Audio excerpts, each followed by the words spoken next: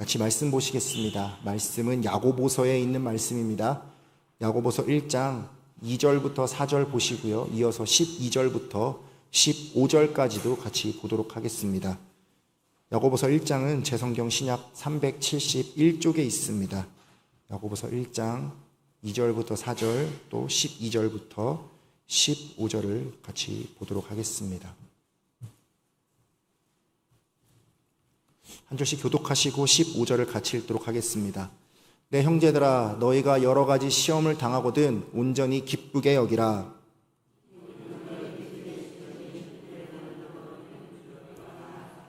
인내를 온전히 이루라. 이는 너희로 온전하고 구비하여 조금도 부족함이 없게 하려 함이라.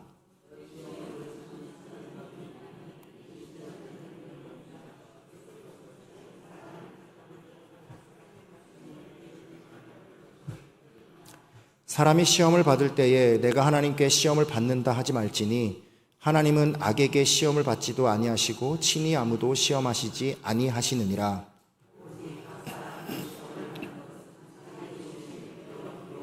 함께 읽겠습니다. 욕심이 잉태한 즉 죄를 낳고 죄가 장성한 즉 사망을 낳느니라. 아멘. 오늘 말씀의 제목은 시험 받지 말고 시험 받읍시다 입니다. 아마 오늘 말씀을 보시면 두 가지 반응을 아마 보이실 것 같습니다. 도대체 이게 무슨 말인가? 시험을 받지 말고 시험을 받으라니 무슨 말장난인가? 이렇게 반응하실 수도 있고요. 혹은 제목만 봐도 무슨 말인지 알 것 같다. 이렇게 제목을 통해서도 이미 제가 전하려고 하는 말씀의 내용을 꿰뚫어 보시는 분들도 아마 계실 것입니다. 시험 받지 말고 시험을 받자라는 이 말에는 몇 가지 의미가 담겨 있는데요. 같은 시험이지만 받지 말아야 할 시험이 있고 받아야 할 시험이 있다라는 것은 사실 이 시험이 같은 시험이지만 같은 시험이 또 아니라는 의미가 될 것입니다. 서로 다른 시험이기 때문에 어떤 시험은 받지 말아야 하고 다른 어떤 시험은 받아야 한다면 그 한쪽은 부정적인 시험이 될 것이고 또 한쪽은 나에게 긍정적인 시험이 될 수 있을 것입니다. 오늘 제가 전하려고자 하는 말씀의 내용이 바로 이것입니다.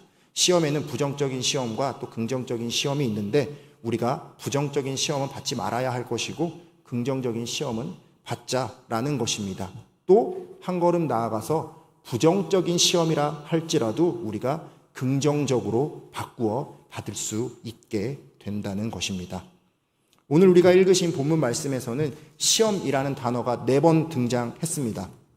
우리말 성경에는 다 같은 시험이라고 기록되어 있습니다만 헬라어 성경에서는 조금씩 다르게 기록되어 있습니다. 모두 다 같은 페이라조라는 어근을 공유하지만 그 뒤에 조금씩 그 문법과 그 형식이 다르게 사용되고 있습니다. 더불어 의미도 조금씩 다르게 사용되고 있습니다. 먼저 이 4번에 걸쳐 등장한 시험을 둘로 나누어 구분하려고 합니다. 긍정적인 시험과 부정적인 시험으로 나누어 구분하려고 하고요. 각 시험들의 의미가 어떻게 다르며 왜 부정적인 시험은 받지 말고 긍정적인 시험은 받아야 하는지를 차근차근 살펴보도록 하겠습니다. 먼저 2절과 12절에 등장했던 시험이 바로 긍정적인 시험입니다. 헷갈리지 않도록 편의상 이 시험은 앞으로 테스트라고 표현하겠습니다. 그리고 13절과 14절에 기록된 시험은 부정적인 시험입니다.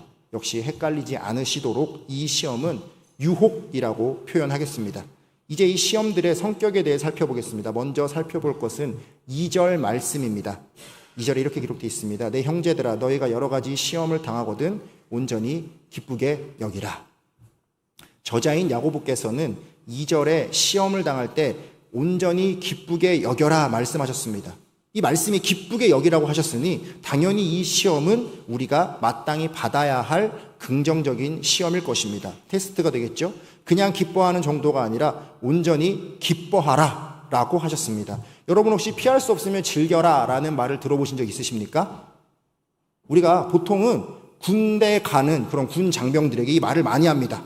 피할 수 없으면 즐겨라. 이왕 군대 왔으니 최대한 군생활 재미있게 씩씩하게 열심히 해라. 이런 말인데요. 그런데 이 말에는 한 가지 함정이 있습니다. 피할 수 없었기 때문에 즐기라는 겁니다. 그 말은 피할 수 있었으면 어떻게 해야 된다는 겁니까? 그렇죠. 피할 수 있으면 피했어야죠.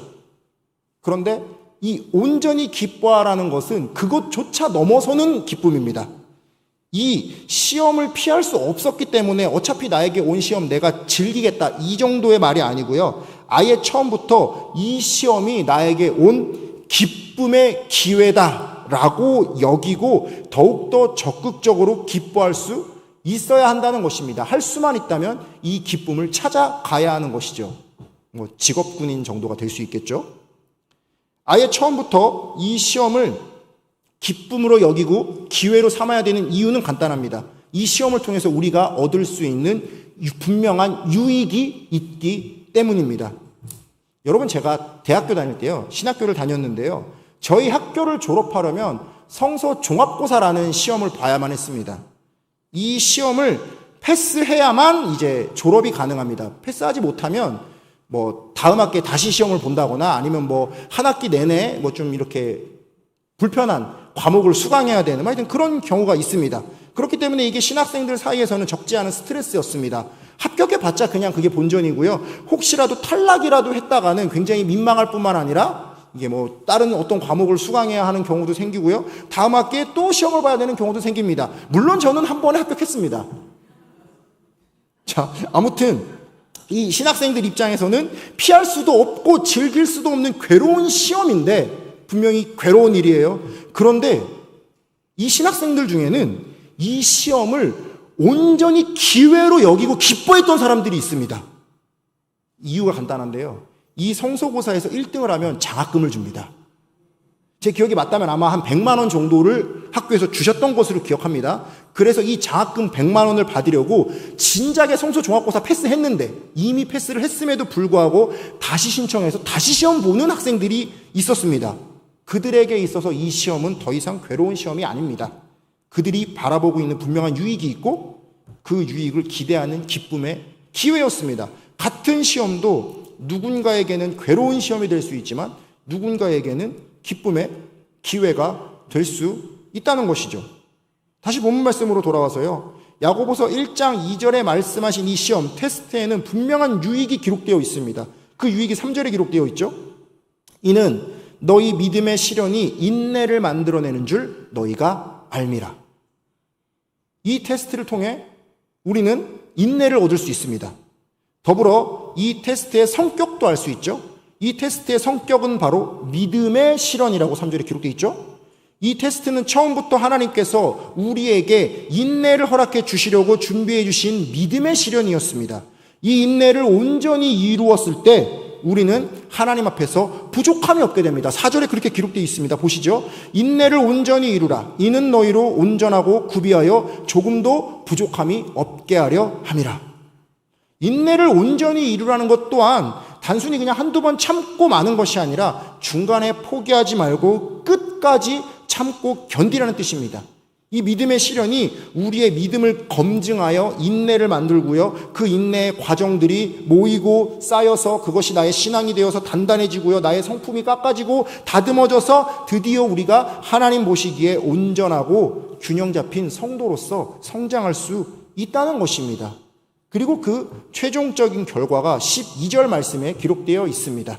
시험을 참는 자는 복이 있나니 이는 시련을 견디어낸 자가 주께서 자기를 사랑하는 자들에게 약속하신 생명의 면류관을 얻을 것이기 때문이라.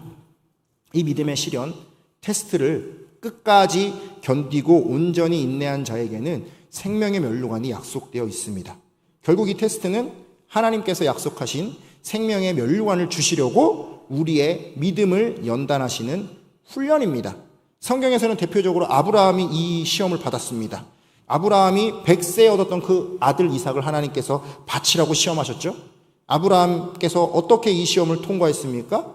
히브리서 11장 17절을 한번 볼게요. 이렇게 기록되어 있어요. 아브라함은 시험을 받을 때에 믿음으로 이삭을 드렸고요. 19절도 보겠습니다. 그가 하나님이 능히 이삭을 죽은 자 가운데서 다시 살리실 줄로 생각한지라. 이렇게 히브리서 말씀이 아브라함의 믿음을 평가했습니다. 내가 지금 이삭을 잡아 죽여서 하나님께 바치더라도 하나님께서 능히 이 이삭을 죽은 자 가운데서 살리실 것이다 라는 믿음을 가지고 아브라함은 이 시험을 통과하였고요. 그 믿음이 인정받아 하나님의 벗이라 칭함을 받을 수 있었던 것입니다. 또 대표적으로 욥의 고난이 있었습니다. 욥은 이유 없이 큰 고난을 받았습니다. 욥 자신도 그 고난을 왜 받아야 하는지 도무지 이해하지 못했고요. 자신이 왜 이 길을 가야 하는지 알지 못했지만 욥은 한 가지는 분명히 확신하고 있었습니다. 나는 지금 내가 가는 이 길을 잘 모르지만 누구는 이 길을 알고 계시다? 하나님은 이 길을 알고 계신다라는 확신이 있었습니다. 그래서 욥은 고난 중에 이렇게 고백했습니다. 욥기 23장 10절입니다. 그러나 내가 가는 길을 그가 아시나니 그가 나를 단련하신 후에는 내가 순금같이 되어 나오리라. 욥은 하나님께서 나의 길을 알고 계신다는 사실을 정확히 믿고 있었습니다.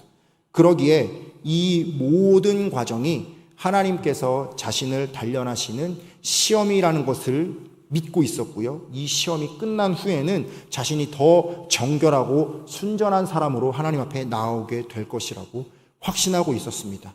때문에 욥께서는 아무 이유 없는 고난 속에서도 하나님의 목적이 있음을 신뢰하는 성숙한 믿음을 보일 수 있었습니다. 믿음의 실현을 통해 온전한 인내를 이룬 것이지요. 욥기 말씀의 결말을 우리는 알고 있죠. 하나님께서는 욥을 고통 중에 내버려 두지 않으셨습니다. 그 모든 인내의 과정이 끝난 뒤에 욥을 곤경에서 돌이키시고 갑절의 복을 주셨습니다. 욥은 아들과 손자 4대를 보며 행복하게 늙다가 하나님의 부르심을 받았습니다. 이 욥의 믿음에 대해서 야고보서 말씀은 이렇게 평가합니다. 5장 11절입니다. 보라, 인내하는 자를 우리가 복되다 하나니 너희가 욥의 인내를 들었고 주께서 주신 결말을 보았거니와 주는 가장 자비하시고 긍휼히 여기시는 이시니라. 욥은 인내를 통해 온전함을 이루고 복을 받은 자의 본이 되었습니다. 그리고 그의 결말을 통해 하나님의 자비하시고 긍휼히 여기심이 드러나게 되었습니다. 아브라함도 욥도 하나님께서 그들의 믿음을 연단하시려고 시험하신 테스트를 믿음으로 통과했고요. 그 때문에 하나님으로부터 더 큰 믿음을 인정받고 온전한 자라는 평을 받게 되었던 것입니다. 다시 정리해 보겠습니다. 오늘 본문 말씀 2절과 12절에 기록된 시험은 우리의 믿음을 연단하고 인내를 이루려는 믿음의 시험입니다. 하나님께서 허락해 주셨고요. 하나님께서 우리에게 성숙의 기회를 주신 우리가 온전히 기뻐해야 마땅한 긍정적인 테스트입니다.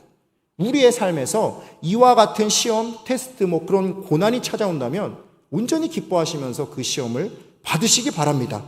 나는 내가 왜 이 고난의 길을 가야 하는지 잘 모르겠지만 하나님께서 아시고 이끌고 계시다는 확신을 가지고 그 가운데 아멘으로 순종하시기 바랍니다. 나를 믿음으로 단련하고 계시고 나를 순금같이 정결하게 다듬고 계시며 우리가 온전한 인내를 다 이룬 후에는 생명의 면류관을 씌워주시며 칭찬해 주실 것을 믿으시기 바랍니다.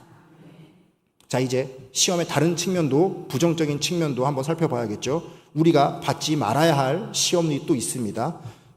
우리는 신앙생활 중에 가끔 이런 표현을 합니다.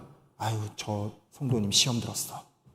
이런 말 한 번씩 해보시거나 들어보신 적 있으시죠? 사실 우리는 이 말의 정확한 뜻이 무엇인지 모릅니다.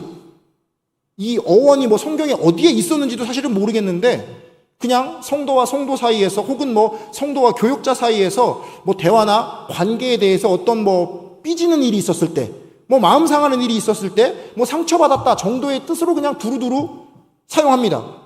좀 더 확장해보면 믿음이 흔들리거나 아니면 영적인 슬럼프에 빠졌거나 장기간 교회를 나오지 못하고 있는 사람들의 상태를 표현할 때 그냥 애둘러서 시험 들었다라는 표현을 사용하기도 합니다. 저는 이 시험 들었다라는 표현의 어원을 굳이 찾자면 오늘 본문 말씀에서 찾을 수 있다고 생각합니다. 오늘 본문 말씀에 13절과 14절에 연이어 등장하는 시험이라는 단어의 그 원어의 뜻이 우리가 사용하는 시험 들었다라는 표현에 해당하는 그 마음 상태와 유사한 점이 굉장히 많기 때문입니다. 13절과 14절의 시험은 그 뜻이 유혹에 가깝습니다.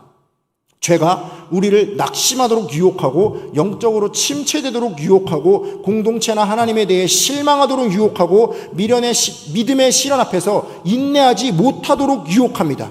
이 죄의 유혹에 힘들어하고 있는, 이 죄의 유혹에 져서 괴로워하고 있는 그런 모습들이 우리가 흔히 시험 들었어 라고 표현하는 모습과 유사합니다.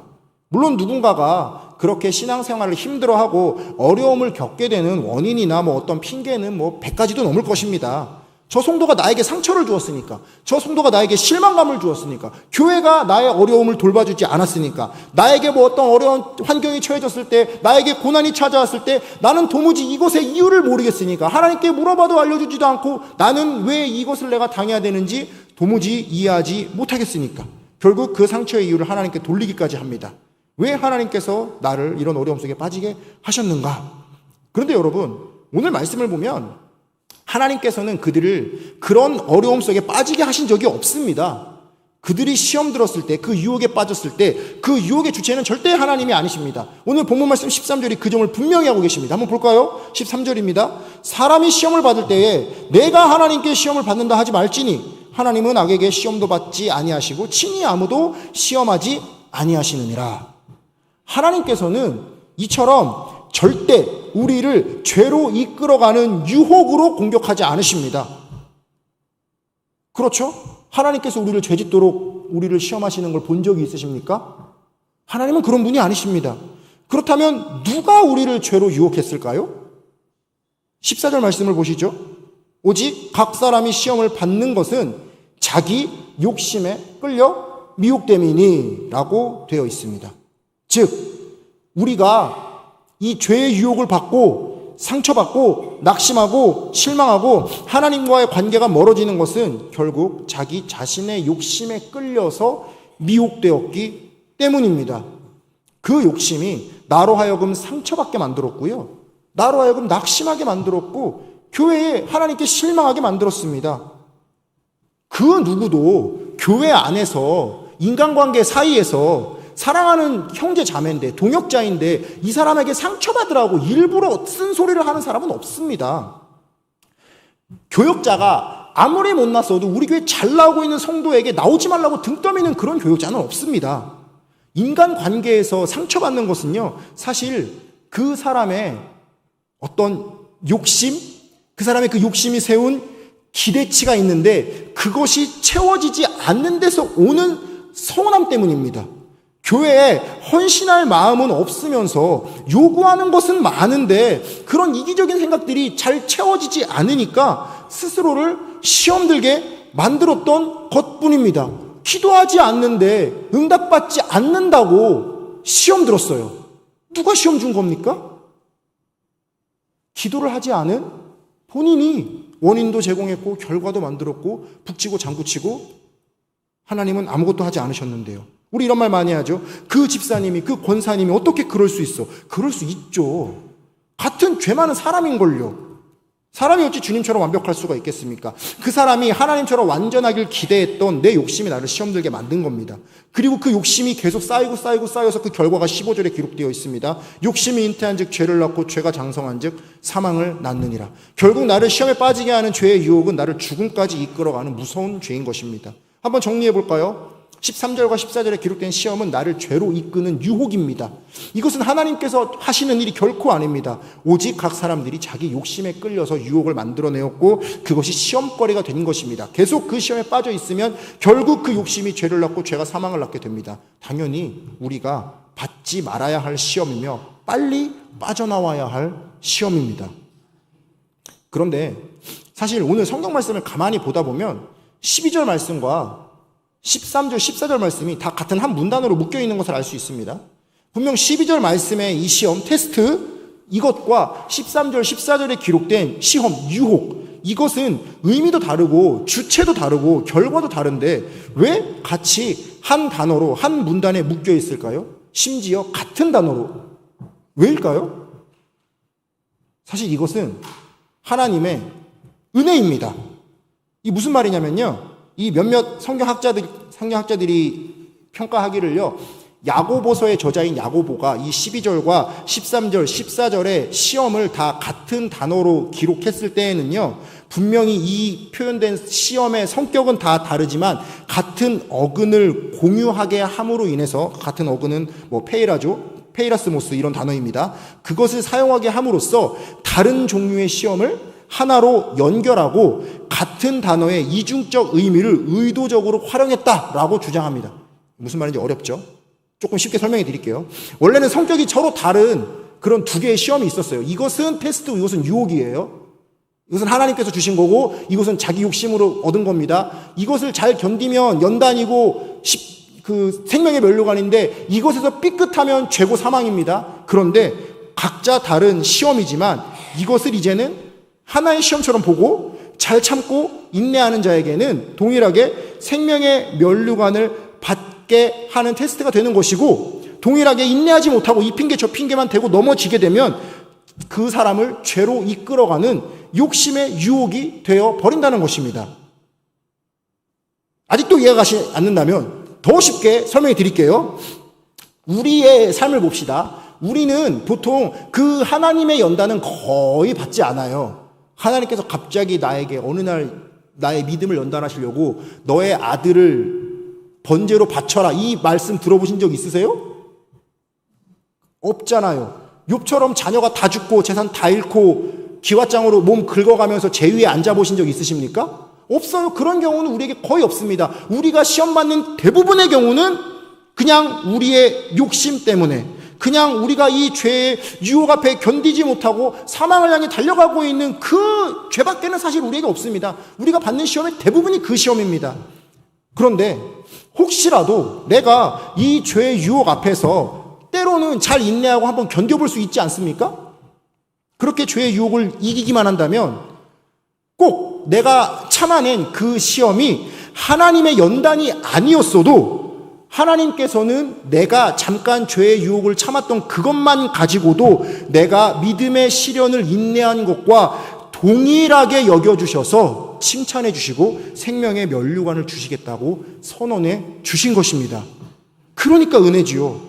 우리가 하나님의 연단을 끝까지 인내하는 것은 결코 있을 수 없는 일입니다. 도저히 못하는 일입니다. 우리가 어떻게 아브라함처럼 이삭을 바칩니까? 우리가 어떻게 욥의 고난을 견딥니까? 장담컨대 우리는 그렇게 하지 못합니다. 그냥 우리가 한 거라고는, 좀 더 쉽게 말해서 성도 간에 불편한 일이 있었어요. 저 집사님이 나에게 실수를 했어요. 내가 그것 때문에 마음 상하고 삐지고 저 사람과 내가 말하지 않을 거야, 나 교회 안 나올 거야, 막 이렇게 할 수도 있지만 그냥 한번 꾹 참고, 그래 저 집사님이 오늘 뭐 힘든 일이 있었나 보다, 그래 내가 이해하자, 뭐 그냥 이렇게 한번 해봤어요. 어느 날 교회에 뭔가 좀 서운한 일이 생겼어요. 아, 교회가 나의 입장을 이해해주지 못하네, 교회가 나를 오히려 어렵게 하네, 교회가 왜 나를 배려해주지 못할까, 그렇게 생각하기에 앞서서 교회도 교회 나름대로 나에게 신경을 쓰고 있는데 그게 나의 마음에 와닿지 못한 것일 뿐인 걸 내가 어떻게 하나, 뭐 교회도 교회의 사정이 있겠지, 이렇게 조금 내가 마음을 유하게 가져가면서 이 죄의 유혹 앞에서 삐질 것 같은 것을, 시험 들 것 같은 것을 참기만 했는데, 그랬더니 하나님께서 뭐라고 하십니까? 너무 잘했다, 이 연단의 시험을 잘 견뎠구나, 생명의 면류관을 약속해 주마, 칭찬해 주고 상 주시고 기쁘시게 해 주신다는 것입니다. 은혜 아닙니까? 여러분, 하나님께서는 우리에게 죄의 유혹을, 못 견딜 만한 죄의 유혹을 주시는 게 아닙니다. 우리가 얼마든지 참고 견딜 만한 죄의 유혹만을 우리에게 허락해 주시고요, 그것을 잘 견뎠다고 해서 그것만 가지고도 아브라함처럼 욥처럼 놀라운 은혜를 우리에게 주시겠다고 약속해 주신 것입니다. 우리가 이 죄의 유혹을 이기고 시험에 들지 않는 것은 그렇게 어렵지 않습니다. 충분히 가능합니다. 왜냐하면 이것을 가능하게 해 주시려고 우리 예수님께서 먼저 다 이루어 놓으셨기 때문입니다. 여러분, 마태복음 4장에 보면 예수님께서 마귀에게 시험 받으시는 장면이 기록되어 있습니다. 예수님께서 받으신 그 시험을 가만히 보시면은 그 시험은 테스트였을까요? 유혹이었을까요? 어떻게 생각하십니까? 테스트인가요? 한번 질문해 봅시다. 예수님께서 그 믿음을 연단받으실 필요가 있을까요? 예수님이신데 예수님께는 뭐 연단 같은 것은 의미가 없습니다. 예수님께서 받으신 시험도 우리와 동일한 유혹이었습니다. 이 마태복음 4장에서 사탄이 공격하고 있는 것을 가만히 보면은요, 그리고 예수님께서 이기시는 장면을 가만히 보면은요, 사탄은 철저하게 예수님의 개인적인 욕심을 공격하려고 들어갑니다. 인간적인 욕심을요. 보세요. 가장 처음에 뭐라고 유혹했죠? 예수님이 40일간 금식하고 줄이시니까 이 돌들로 떡덩이가 되게 하라. 예수님이 만약에 그 돌로 진짜 떡을 만들었어요. 그럼 그것은 무엇을 위해 만든 떡입니까? 그냥 나 자신의 배고픔을 위해 떡을 만들었을 뿐입니다. 나의 욕심을 채우기 위해. 하나님의 말씀으로 살아가야 되는데 그냥 떡으로 살기 위해서 그냥 내 욕심대로 사탄의 꾀임에 빠져가는 것 뿐입니다. 예수님은 그 욕심을 참아내신 거죠. 두 번째 시험했죠. 성전 꼭대기로 와서 뛰어내려라. 그럼 어떻게 된다고요? 어떻게 됩니까? 사탄이 주장하기를 하나님이 천사를 보내서 받아주시겠지. 예수님이 뭐라 그러셨어요? 주너의 하나님을 시험하지 말라. 이게 무슨 말이냐? 하나님께서 예수님이 뛰어내려요. 그럼 하나님이 어떻게 하셔야 돼요? 받아주셔야 됩니까? 말아주셔야 됩니까? 진짜로 예수님이 뛰어내렸다고 해봐요. 그걸 하나님을 시험하는 거라고 하는 거예요. 이해하셨습니까? 진짜로 예수님이 뛰어내려 버리면 하나님이 진짜로 천사를 보내야 되나 말아야 되나, 그게 하나님을 시험하는 거라고요. 조금 더 쉽게 말하면은요, 우리 하나님은 신뢰의 대상이지 시험의 대상이 아닙니다. 이 무슨 말이냐면요, 여러분이 가끔 하나님이랑 거래를 할 때가 있어요. 하나님, 제가 무엇 할 테니 무엇 해 주세요. 이게 하나님을 시험하는 겁니다. 무엇 할 테니 무엇 해 주세요가 아니고요, 그냥 무엇 하겠습니다. 이것이 우리와 하나님과의 올바른 관계입니다. 내가 무엇을 하면 하나님이 능력을 나타내셔야 됩니까? 그건 하나님을 시험하는 거예요. 예수님 앞에서 지금 사탄이 그렇게 유혹한 겁니다. 한번 하나님께서 내 개인적인 일 때문에 능력을 나타내도록 만들어봐. 하나님의 능력을 개인적으로 한번 사용해봐. 시험해봐. 예수님 뭐라 그러셨습니까? 주는 하나님을 시험하지 말라. 세 번째 또 시험했죠. 높은 산 위에 올라가서 만국의 영광을 보이고 나에게 엎드려 경배하면 이 모든 것을 주겠다 유혹했죠. 여러분 한번 생각해 보세요. 예수님께서는 어떻게 천하 만국의 영광을 받으시고 우리의 왕이 되셨습니까? 예수님께서는 십자가에 죽으시고 부활하심으로 만국의 왕이 되셨고 영광을 받으셨습니다. 예수님께서 이 땅에 오신 이유예요. 십자가의 고난을 받으시려고. 그런데 그 예수님에게 지금 사탄이 뭐라고 얘기하는 겁니까? 하지마. 십자가 그거 힘들잖아. 더 쉬운 방법이 있어. 나한테 절만하면 내가 그 고통 없이도 그 고난 없이도 그 영광 그냥 줄게. 예수님께서 만약에 거기에 넘어가서 나 정말 힘들 것 같은데 못할 것 같은데 그냥 절하고 말아야겠다. 그러면 십자가의 구원도 없고요. 이 시간 하나님께 예배드리고 있는 우리도 없습니다. 예수님께서는 철저히 그 개인적인 욕심을 참으시고 하나님께서 맡겨주신 그 귀한 소명을 감당하기 위해서 우리를 위해 십자가에 못 박혀 돌아가 주시기 위해서 그 죄의 유혹을 참고 견디고 이겨내 주신 것입니다. 예수님은 그 참기 힘든 개인적인 욕심을 다 말씀으로 물리치셨죠. 예수님께서 이 유혹을 이기실 수 있었던 비결이 무엇일까요? 히브리서 말씀에는 이렇게 기록되어 있습니다. 4장 15절입니다. 우리에게 있는 대제사장은 우리의 연약함을 동정하지 못하시리가 아니요 모든 일에 우리와 똑같이 시험을 받으시니로되 죄는 없으시니라. 예수님도 우리와 똑같이 시험 받으셨습니다. 동일한 유혹이 있었어요. 하지만 죄가 없으셨기 때문에 이 시험에서 이길 수 있으셨습니다. 이미 예수님께서 어떻게 유혹을 이길 수 있는지 몸소 보여주셨어요. 우리도 예수님께서 보여주신 것처럼 말씀으로 사탄의 유혹을 이길 수 있게 되었습니다. 딱 한 가지 걸리는 것이 있는데요. 우리가 도무지 우리의 힘으로는 어떻게 할 수 없는 것. 예수님만 할 수 있었던 것. 죄. 우리도 이 죄만 어떻게 해결되면은 이 유혹에서 자유할 수 있거든요. 우리도 이 죄만 어떻게 해결하면은 이 시험을 이기고 유혹을 이기고 생명의 멸류관도 소유할 수 있습니다. 그리고 이 죄의 문제를 이미 예수님께서 해결해 주신 것입니다. 바로 그 십자가에서 사탄의 유혹을 물리치시고 그 고통과 고난 중에 끝까지 인내하고 참아 주셨기 때문에 이제 우리는 예수님께서 대신 고난을 받아 주셨음을 믿는 믿음 그것 하나만 가지고도 죄에서 자유하게 되었습니다. 이제 우리가 이기지 못할 시험은 없게 되었습니다. 고린도전서 10장 13절을 보시죠. 사람이 감당할 시험 밖에는 너희에게 당한 것이 없나니 오직 하나님은 미쁘사 너희가 감당하지 못할 시험 당함을 허락하지 아니하시고 시험 당할 즈음에 또한 피할 길을 내사 너희로 능히 감당하게 하시느니라. 주님께서 이미 다 감당할 수 있게 만들어 주셨고 피할 길도 내 주셨습니다. 가장 어려운 죄의 문제는 이미 죄의 유혹을 다 이겨 가시면서 해결해 주셨습니다. 함께 싸워 이길 수 있도록 보혜사 성령님까지 보내주셨습니다. 이제 우리는 죄의 유혹을 더 이상 괴로운 시험으로 받을 필요가 없습니다. 이제부터는 그것이 사탄의 유혹이든 죄의 유혹이든 욕심의 유혹이든 우리는 그저 다 이기신 주님께 맡겨드리고 그것을 온전히 기뻐할 수밖에 없는 믿음의 연단, 테스트로 받고 승리하고 약속된 복을 받으면 되는 것입니다. 베드로전서 1장 6절 7절 말씀을 보시죠. 그러므로 너희가 이제 여러 가지 시험으로 말미암아 잠깐 근심하게 되지 않을 수 없으나 오히려 크게 기뻐하는도다. 너희 믿음의 확실함은 불로 연단하여도 없어질 금보다 더 귀하여 예수 그리스도께서 나타나실 때에 칭찬과 영광과 존귀를 얻게 할 것이니라. 아멘. 앞으로 우리가 삶을 살아갈 때 이 죄의 유혹은 계속 찾아올 것입니다. 시험은 계속 찾아올 것입니다. 유혹은 계속 찾아올 것입니다. 그때 우리는 그 죄의 시험이 찾아올 때 괴로워하고 근심받지 마시고 이렇게 선포합시다. 따라해 볼까요? 아이고 기쁘다. 이 시험 잘 이기고 은혜 받아야겠다.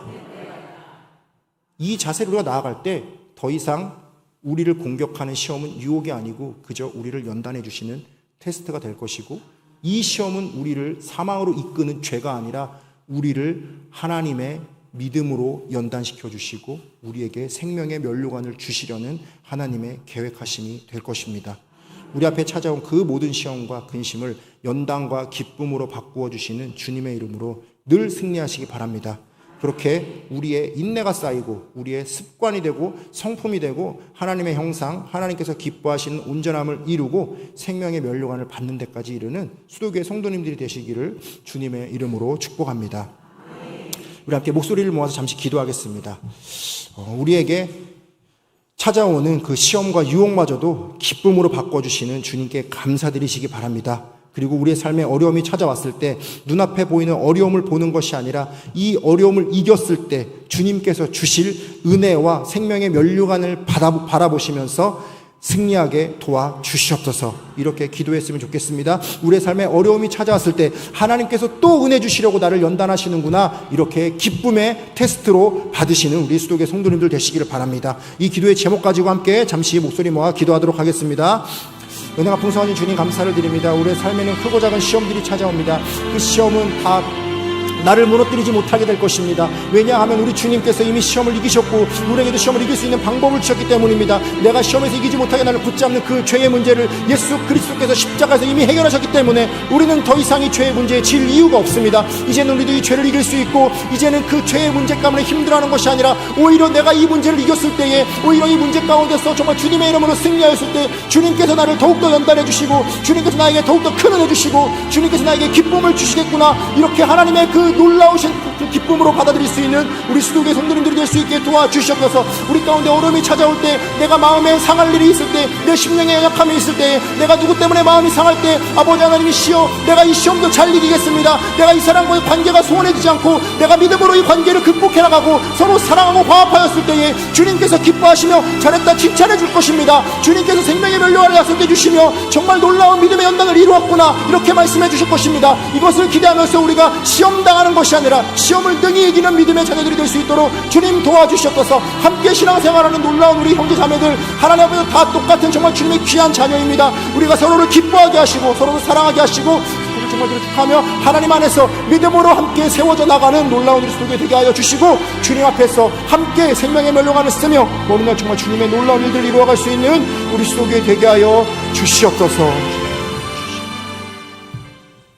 은혜가 풍성하신 주님 감사합니다.